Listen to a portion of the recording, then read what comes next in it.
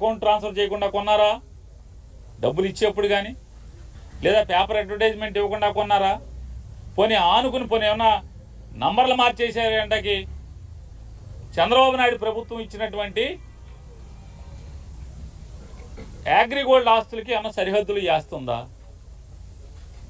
అసలు సంబంధం లేదు. అగ్రిగోల్డ్ ఆస్తులకి జోగి రమేష్ గారు వాళ్ళు కొనుక్కున్న ఆస్తికి అసలు సంబంధమే లేదు కదా. లేని పరిస్థితుల్లో ఇవాళ సిఐడితో అదే ఆగస్టు 2వ తారీఖు ఒక కేసు కట్టించి ఏసీబీతో ఒక కేసు కట్టించి విచారణకు కూడా కనీసం పిలవకుండా ఏం జరిగింది, నువ్వేం చేశావు, నీ పాత్ర ఏంటనే విచారణ కూడా చేయకుండా జోగి రమేష్ గట్టిగా మాట్లాడాడు, గట్టిగా తిరగబడ్డాడు. జోగి రమేష్ని రాజకీయంగా ఎదుర్కొనలేక రాజకీయంగా నన్ను తిట్టాడు కాబట్టి, నన్ను ఎదిరించాడు కాబట్టి, నేను జగన్మోహన్ రెడ్డి గారిని తిడితే నా మీద తిరుగుబాటుగా మళ్ళీ నా మీద మాట్లాడాడు, విమర్శించాడనేటువంటి కక్ష కడుపులో పెట్టుకుని రమేష్ని ఏమీ చేయలేక మానసికంగా వేధించడం కోసం జోగి రమేష్ గారి కొడుకు మీద ఈ రకమైనటువంటి వాళ్ళ బాబాయ్ మీద అక్రమ కేసులు పెట్టి చంద్రబాబు నాయుడు గారికి ఒకటే చెప్తున్నాం, నీ ఇష్టం రాష్ట్రంలో ఉన్నటువంటి 175 నియోజకవర్గాల్లో ఉన్నటువంటి వైఎస్ఆర్ పార్టీకి సంబంధించినటువంటి అందరినీ కూడా లోపలేసుకో, నీ మీద పోరాటం చేసేది ఖాయం.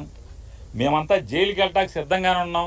నీ తప్పుడు కేసుల్లో అక్రమ అరెస్టులో ప్రతి ఒక్కళ్ళం కూడా వైఎస్ఆర్ కాంగ్రెస్ పార్టీ జెండా మోసే ప్రతి చిన్న కార్యకర్త దగ్గర నుంచి కూడా జగన్మోహన్ రెడ్డి గారి దాకా అంతా సిద్ధంగా ఉన్నాం. నీ చేతనైంది నువ్వు చేసుకో.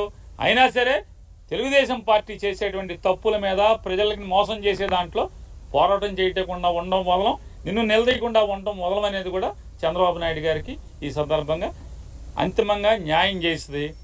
జగన్మోహన్ రెడ్డి గారిని దగ్గర నుంచి వాళ్ళ జోగి రమేష్ గారి కుటుంబాన్ని నువ్వు ఎవరిని వేధించదలుచుకున్నా మేము న్యాయ పోరాటం చేస్తాం, ధర్మ పోరాటం చేస్తాం. ఖచ్చితంగా నీ మీద తిరుగుబాటు చేసి రాజకీయ పోరాటం కూడా చేసి అన్నింటిని కూడా ఎదుర్కొని ఖచ్చితంగా 2029కి మీ ప్రభుత్వాన్ని పడదయటానికి కావాల్సినటువంటి ప్రతి పోరాటాన్ని చేస్తాం.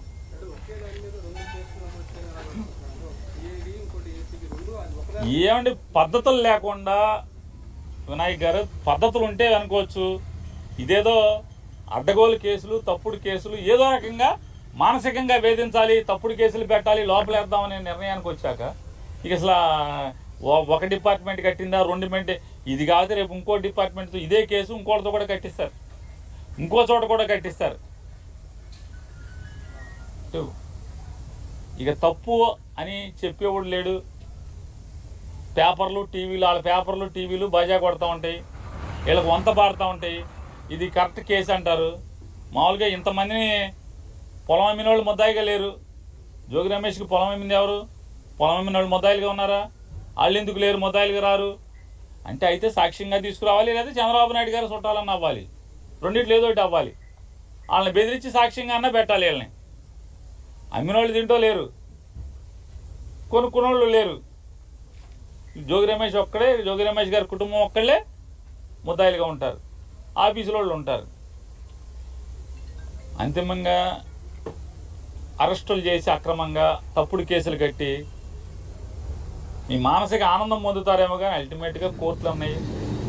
ఖచ్చితంగా కోర్టులో ఫైట్ చేయటం, న్యాయంగా మేము న్యాయాన్ని ఆశ్రయించి, న్యాయస్థానాలను ఆశ్రయించి గెలవటం ఖాయం.